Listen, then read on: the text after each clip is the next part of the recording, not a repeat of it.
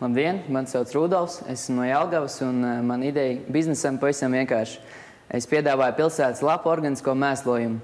Es savācu pilsētas lapas, savāku tās pilsētas lapas un tās pārstrādāju kompostā un uzreiz tirgoju kā mēslojumu.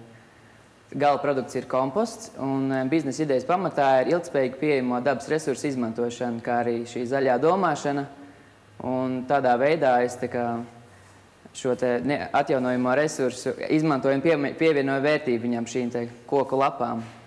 Tā doma bija tāda, kad es izveidoju ražotni piepilsētā kādā no pamestajām noliktavām, jo tādas ir vairākas, un izveidoju betona grīdu ar 3 betona sienām, un tur aptuveni 160 kubikmetru tilpums ir, un es tur vedu tās pilsētas lapas, un šādā veidā maisot, regulēju temperatūru un mitrumu viņām, izveidojās ļoti labs gala produkts, šī gadījumā organiskais lapu mēslojums.